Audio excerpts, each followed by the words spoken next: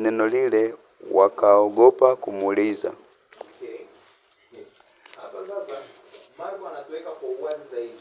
Kwanza Marko, angalia statement yake kwenye ule mstari wa 30, anatuambia walikuwa wakipita kati ya Galilaya. Kwa hiyo location ni wapi? Galilaya.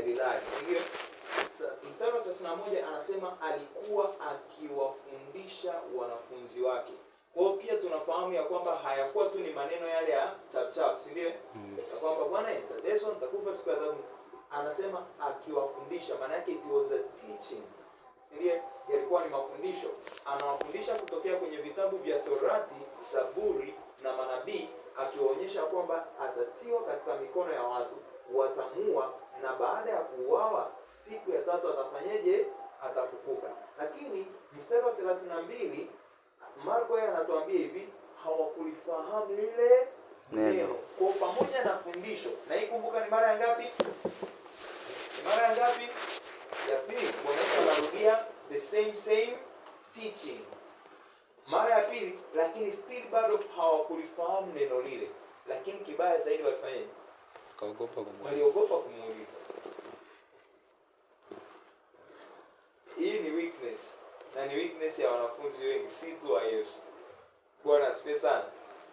Unakuta hajaelewa, lakini pia anaogopa kuuliza. Praise God. Naamini nyie sio hamtakuwa hivyo ete. Usipoelewa unafanya nini? Uliza. Usipoelewa unafanyaje? Uliza. Usipoelewa unafanyaje?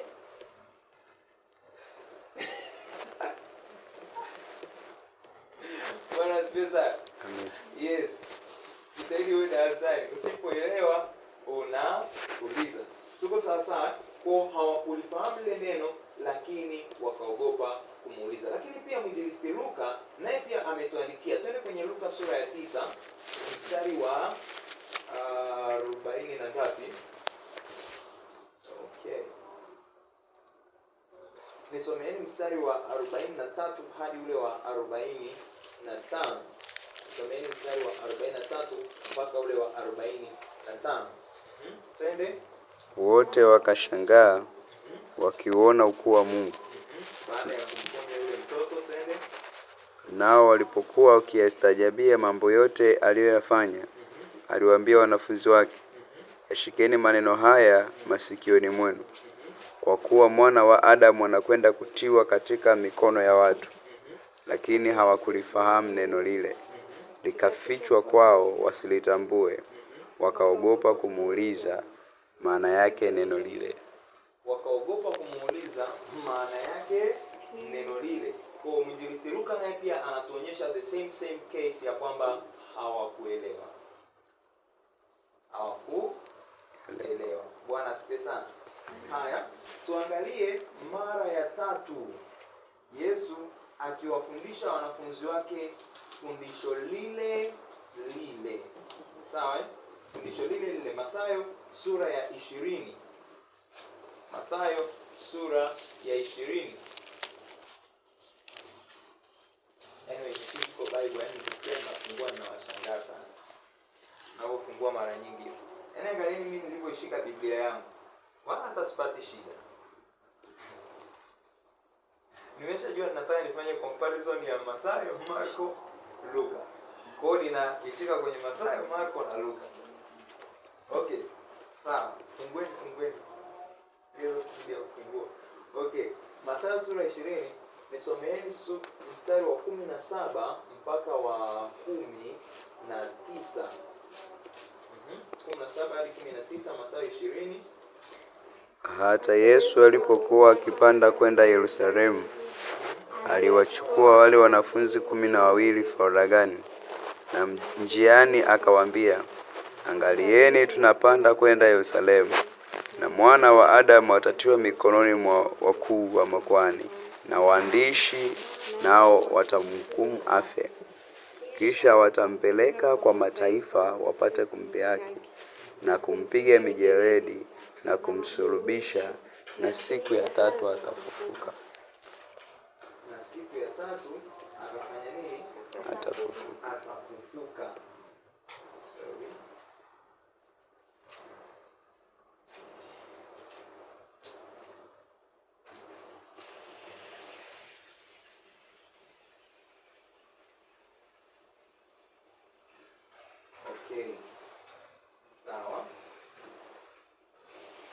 Haya, kwa anasema kwamba hata Yesu alipokuwa akipanda kwenda wapi? Yerusalemu. Location ya mara ya kwanza tulisema ilikuwa ni wapi? Galilaya. Location ya mara ya kwanza ilikuwa ni wapi? Kaisaria Filipi. Hapo bado hatujatoka darasani. Hawakulifahamu neno lile na wakaogopa kuuliza. Okay, I'm just joking. Bwana asifiwe sana. Walikuwa Kaisaria Filipi. Mara ya pili tunaona walikuwa wapi? Galilaya. Galilaya, si ndio? Yes. Mara ya tatu tunaona wako wapi? Yerusalemu, wanaenda njiani kuelekea Yerusalemu. Zingatia, anasema alipokuwa akipanda kwenda Yerusalemu. Tulisema Yerusalemu ilikuwa mahali ambapo pameinuka kidogo, si ndio? Yes. Kwa walipokuwa njiani wanapanda kwenda Yerusalemu, aliwachukua wanafunzi wake 12 wapi? Faragani. Sasa angalia hii nature ya mazungumzo na mafundisho. Hii ilikuwa ni special package ya wanafunzi wa Yesu. Ilikuwa ni special package ya wanafunzi wa Yesu. Unaona? Kwa aliwafundisha tena kwa uwazi. Akawaambia nini? Angalieni, tunapanda kwenda Yerusalemu na mwana wa Adamu atatiwa mikononi mwa wakuu wa makuhani na waandishi, nao watamhukumu afe, kisha atampeleka kwa mataifa wapate kumdhihaki na kumpiga mijeledi na kumsulubisha, na siku ya tatu atafufuka. Tumeenda sasa, tuangalie hicho kisa kwenye kitabu cha Marko, namna ambavyo Marko ameandika. Nisomeni kwa pamoja mstari sura ya 10 ya kitabu cha Marko. Nisomeni mstari wa 32 mpaka mstari ule wa 34.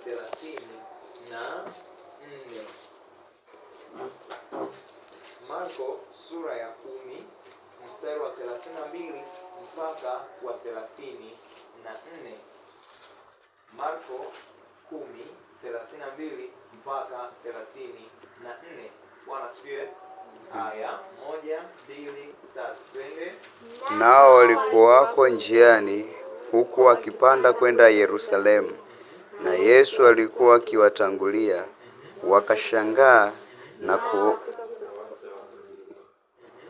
akawatwaa tena wale thenashara, akaanza kuambia habari za mambo yatakayompata, akisema, angalieni, tunapanda kwenda Yerusalemu, na mwana wa Adamu atatiwa mikononi mwa wakuu wa makuhani na waandishi, nao watamhukumu afe. Watamtia mikononi mwa mataifa, nao watamdhihaki na kumtemea mate na kumpiga mijeledi na kumuua, na baada ya siku 3 atafufuka. Tuangalie hicho kisa kwenye kitabu cha Luka. Sasa kwenye Luka, twende kwenye sura ya 18. Luka, twende kwenye sura ya 18. Nisomee mstari wa 31 mpaka wa 34. Luka sura ya 18 mstari wa 31 mpaka wa 34. Luka 18 mstari wa 31 mpaka wa 34. Tunaenda sawa sawa, Okay, 1, 2, 3, twende. Akawachukua wale thenashara, akawaambia, tazameni, tunapanda kwenda Yerusalemu, na mambo yote yatatimizwa mwana wa Adamu aliyoandikiwa na manabii.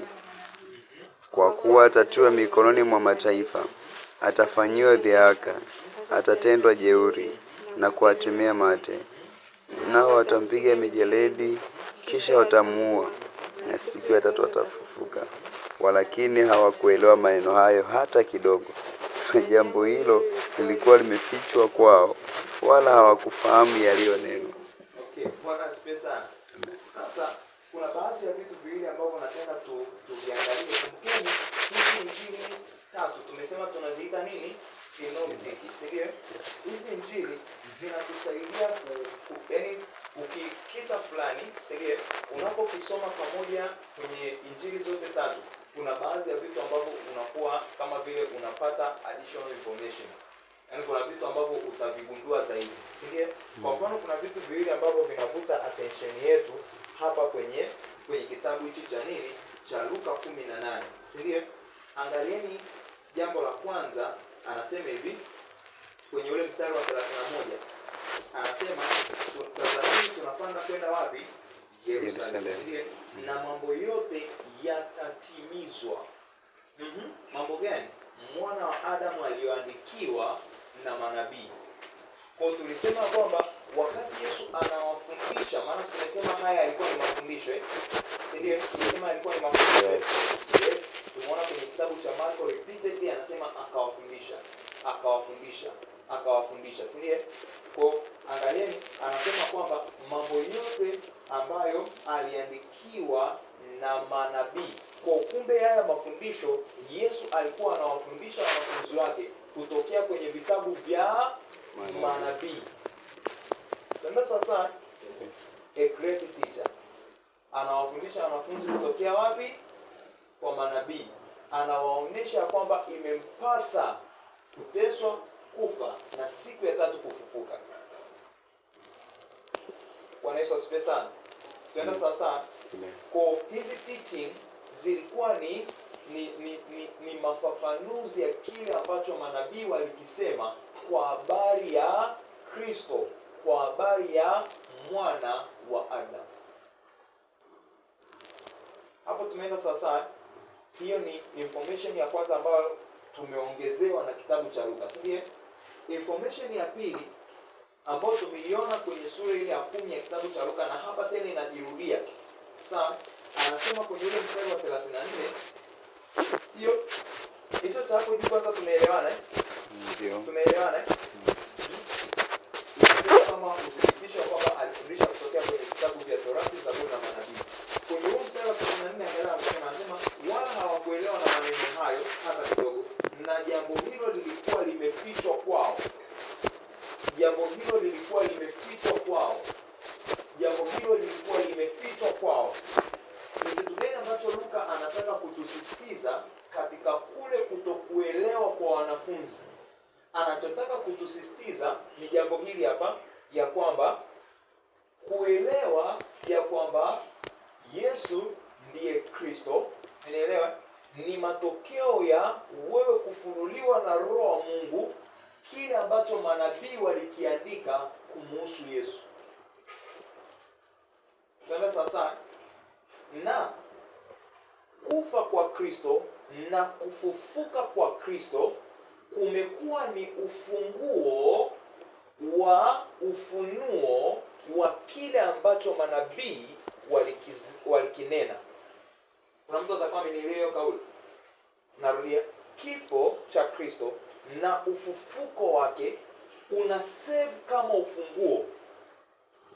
Una save kama nini? Ufunguo. Ufunguo wa nini? Wa kutufunulia kile ambacho kilinenwa katika Torati na manabii. Bwana asifiwe sana. Amen. Kwa nini? Kwa sababu utakuja kugundua ya kwamba Yesu alipofufuka kutoka kwa wafu alirudia mafundisho yale ambayo alikuwa anawafundisha. Okay, kwa mfano, twende kwenye Luka sura 24. Tuone kilichotokea. Twende kwenye Luka sura 24. Twende kwenye Luka sura ya 24. Sasa hapa moja kwa moja niende kwa wale wanafunzi 12. Twendeni tuanzie ule mstari wa 44, nisomee mpaka ule mstari wa 40 na okay, nisomeni kwanza mstari wa 44 mpaka wa 46 kwanza. Kisha akawaambia, tusome kwa pamoja. 1 2 3 twende. Kisha akawaambia, hayo ndiyo maneno yangu niliyowaambia nilipokuwa nikali pamoja nanyi, ya kwamba ni lazima yatimizwe yote niliyoandikiwa katika Torati ya Musa na katika manabii na Zaburi. Ndipo akawafunulia akili zao wapate kuelewa na maandiko. Akawaambia, ndivyo ilivyoandikwa kwamba Kristo atateswa na kufufuka siku ya tatu. Angalieni kwa makini. Hapa ni baada ya Kristo kufufuka kutoka kwa wafu. Si ndiyo? Anawaambia haya ndiyo maneno yangu niliyowaambia nilipokuwa nikali pamoja nanyi. Tunaona kwa uwazi aliwaambia takriban mara ngapi? Mara tatu. Na si kuambia ya kuambia kawaida, ilikuwa ni nini? Ni kuwafundisha. Si ndiyo? Kwa hapa tunaweza tukasubstitute neno niliyowaambia kwa kutumia neno niliyowafundisha, si ndio? Kwa Yesu anawaambia hayo ndiyo maneno yangu niliyowafundisha. Niliyowafundisha nilipokuwa nikali pamoja nanyi. Nilipokuwa nikiwa pamoja nanyi physically. Bwana asifiwe sana. Maana yake Yesu anarudia fundisho lile lile. Kweli Mwokozi alikuwa na consistency. Amefundisha mara ya kwanza, amefundisha mara ya pili, amefundisha mara ya tatu na bado hawakuelewa. Alipofufuka kutoka kwa wafu, anakuja tena, anarudia kile kile. Bwana asifiwe sana. Bwana asifiwe sana. Okay, nitawaambia kitu kimoja hapo kuhusiana na wanafunzi. Utanielewa tu vizuri.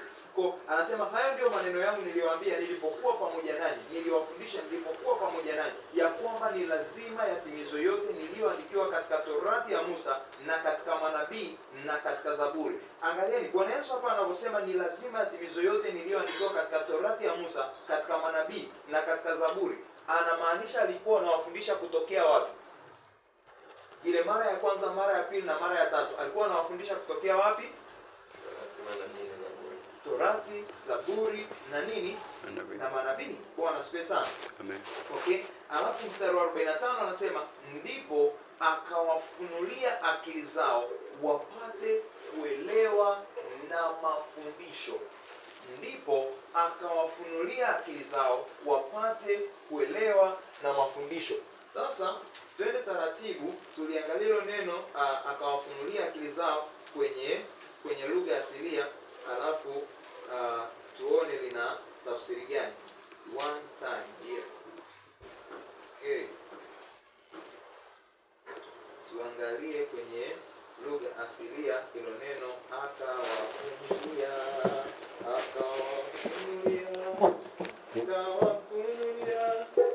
nisakotini basi akawafunulia akili zao.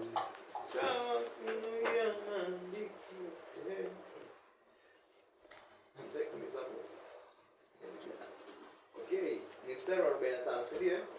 Okay. Then opened he their understanding.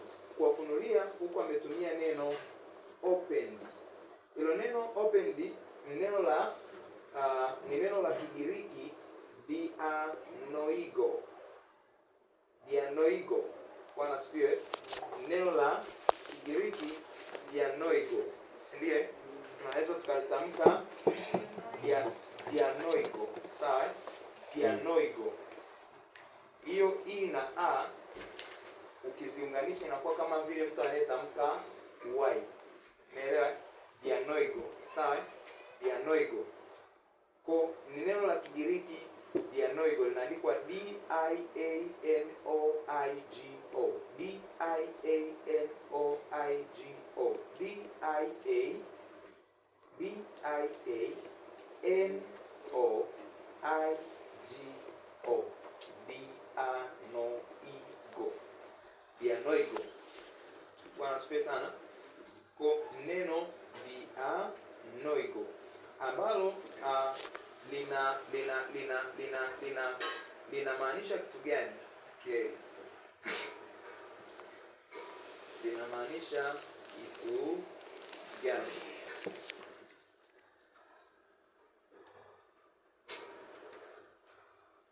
Sasa ile neno dianoigo linamaanisha to open thoroughly.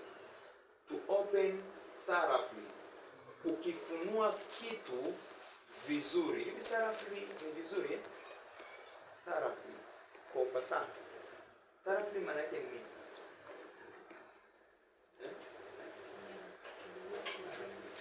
To open thoroughly that's it. Jamani, niko hapa na wanavyo kweli mshinda kutafsiri hilo neno moja. Hapana, hamna mahali kingine. Tafsirini kwanza. Madaktari wamejaa huko.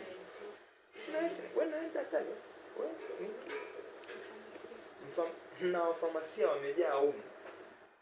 Wataalamu wa maabara, yani hata tukifungua tunafungua kabisa hospitali ya taifa. Na walimu wamejaa. To open therapy.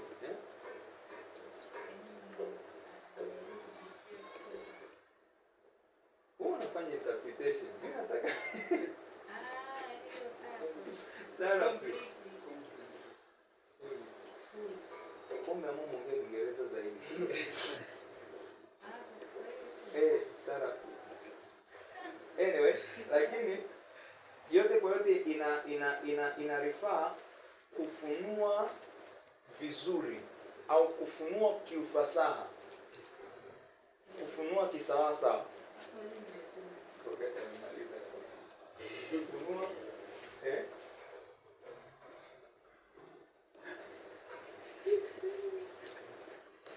kufunua kisawasawa, sivyo?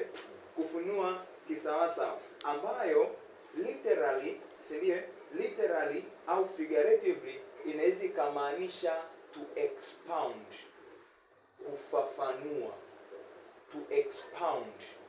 Sawa sawa, to expound, kufafanua. Unaelewa? Sasa jaribu kufikiri, unaufunuaje ufahamu wa mtu sarafi? Unaufunuaje ufahamu wa mtu kisawasawa? Mfano, umeniambia kitu alafu sijaelewa, nikakwambia sasa sijaelewa. Unanifunuliaje ufahamu wangu kisawasawa, yani ili niweze kuelewa? Unarudia tena, si ndio? Unaendelea kutafuta lugha nyepesi zaidi ya kuelezea, unaendelea kufafanua kwa wepesi zaidi, si ndio? Kwa Yesu, maandiko kwenye Luka 24 mstari wa 45 anaposema ndipo akawafunulia akili zao. Kuwafunulia akili maana yake alifafanua tena kwa uwazi zaidi. Alifafanua kwa uwazi zaidi, expound. Expound kitu gani? Expound maandiko. Ndio maana ule mstari wa 46 anasema akawaambia ndivyo ilivyoandikwa. Maana yake anarudia tena kile ambacho amekifundisha kutokea kwenye Torati ya Musa, Zaburi na manabii. Anawaonyesha kitu gani? Ya kwamba Kristo atateswa na kufufuka siku ya tatu. Bwana asifiwe. Haleluya. Sasa hilo neno hilo neno limehusianishwa pia na hilo neno limehusianishwa pia na kama mzaliwa wa kwanza, yani sijui niwawekeje, kama kwa mfano mama ambaye anajifungua alafu ni mtoto wake wa kwanza, the firstborn. Sawa? Kwa ile mara ya kwanza, sawa? Ni kama vile namna hii ya kufafanua ya Yesu, si ndio? Iliwaleta wanafunzi katika ufahamu wa uwazi, wakaelewa kwa uwazi, kama vile ndo mara ya kwanza ambapo kimefika au kimepenetrate katika ufahamu wao.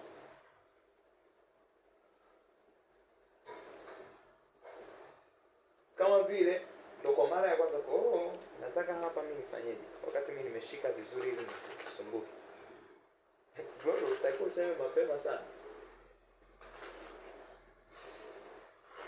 Okay.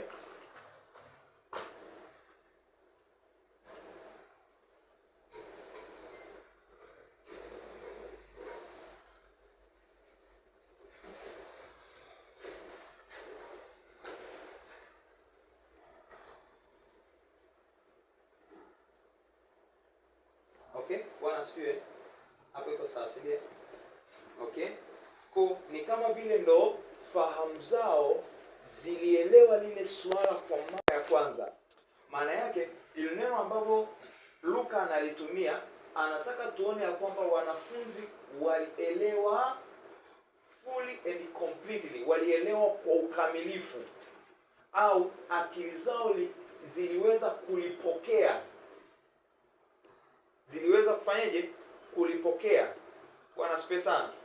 Kwa anapotumia neno akawafunulia, maana yake alielezea yale maandiko ya Torati, Zaburi na manabii, akiwaonesha kwamba ilimpasa Kristo kuteswa na kufufuka siku ya tatu, kiasi kwamba wakamuelewa kwa usahihi kwa mara ya kwanza, wakapenetrate. Kumbuka kwenye injili hii ya Luka, mara ya kwanza ametuambia hawakuelewa, mara ya pili hawakuelewa, mara ya tatu hawakuelewa. Lakini kwa wakati huu anatuambia thoroughly, kwa ufasaha, aliwafunulia, aliwaelezea, likapenetrate kwenye fahamu zao, Kwa Luka anataka tuone ya kwamba kile ambacho hawakuweza kukielewa wakati Yesu akiwa nao physically, baada ya Kristo kufufuka wamekielewa kwa uwazi. Mmenielewa? Nimewachanganya? Narudia tena. Luka anataka tuone kwamba okay, niwakumbushe. Mara ya kwanza Luka ametuambia hawakuelewa. Tunakumbuka eh? Mara ya pili Luka ametuambia hawakuelewa. Tunakumbuka eh? Mara ya tatu Luka ametuambia tena hawakufanyeje? Hawakuelewa. Na walikuwa wanaogopa kufanyeje? Kuuliza. Si mnakumbuka eh? Wakati huu Luka anatuambia kwamba Kristo aliwafunulia akili zao wapate kuelewa. Maana yake aliwaelezea kwa ufasaha kiasi kwamba wakaweza kuelewa kile ambacho manabii walikisema kwa habari ya Kristo. Kwa hiyo kwa mara ya kwanza wanafunzi wanakielewa kile ambacho Bwana Yesu alikuwa anakifundisha tangu akiwa nao. Hapo mmenielewa? Rogate, imeingia akilini? Au nirudie tena? Yesu naye pia alirudia. Kwa hiyo usiogope kuniambia nirudie. Okay, Bwana asifiwe sana. Nimesema hivi, mara ya kwanza Luka ametuonyesha waliambiwa na Yesu wakati huo sasa yuko bado hajasulubiwa. Si ndiye? Yesu anawaambiaje wanafunzi wake? Angalieni. Unaona hicho alichokiandika? Unaona hicho alichokiandika Musa? Unaona hicho alichokiandika Isaya? Unaona hicho alichokiandika Malaki? Unaona hicho kinachoonekana kwenye kitabu cha Yona? Haya yanaonyesha kwamba nitateswa, nitakufa, siku ya tatu nitafufuka. Wanafunzi hola. Mara ya kwanza. Mara ya pili, mara ya kwanza walikuwa wapi? Pande za Kaisaria Filipi. Kwa mara ya kwanza Petro amepokea ufunuo kwamba Yesu ndiye Kristo. Yesu akawafundisha, hawakuelewa. Mara ya pili wako kule Galilaya. Yesu anawaambia njooni hapa rafiki zangu. Unaona kile alichokiandika huko? Unaona hichi? Anaunganisha anawaambia kwa hiyo imempasa Kristo kupata mateso, kufa na siku ya tatu kufufuka. Wanafunzi hola. Sasa mara ya tatu tena Yesu alikuwa hachoki. Mara ya tatu tena Yesu anawakusanya wanafunzi wake wakati wako kupanda kwenda Yerusalemu, anawatenga wanafunzi wake faragani. Anaanza kuambia, unakumbuka kile kitu ambacho Obadia amekizungumza? Unakumbuka na kile ambacho fulani amekizungumza? Anawasaidia manabii, anawaeleza tena ya kwamba imempasa Kristo kupata mateso, kufa na siku ya tatu kufufuka. Wanafunzi hola. Bwana asifiwe sana. Anafufuka kutoka kwa wafu. Wanafunzi wanapewa taarifa amefufuka, hawaamini. Kwa nini hawakuamini? Kwa sababu hawakuelewa kile ambacho Yesu aliwafundisha kutokea kwenye Torati, Zaburi na nabii. Twenda sasa. Yes. Yesu anapokuja kuwatokea anawaambia ni hivi, haya ndiyo maneno yangu niliyowaambia nilipokuwa nikali pamoja nanyi. Yaani ya kwamba sina kitu kipya. Maneno ni yale yale. Yaani ni yale yale, hatuna tena topiki mpya, ni ile ile. Bwana asifiwe sana. Topiki ni ile ile. Topiki gani? Kristo atateswa, atakufa, siku ya tatu atafufuka. Bwana asifiwe sana. Jamani, kweli unajua kurudia kwa Yesu unaweza kufikiri ni kama vile alikuwa hana kitu kipya kwa wanafunzi wote. Lakini sivyo. Kumbukeni tulisema kwamba injili ya Kristo ni injili ya milele, haibadiliki. Unakumbuka eh? Nafikiri tulisema hiyo kwenye pre-camp seminar. Yaani haibadiliki, haina kuiupdate. Yaani uwezo ukasema kwamba imekuwa updated.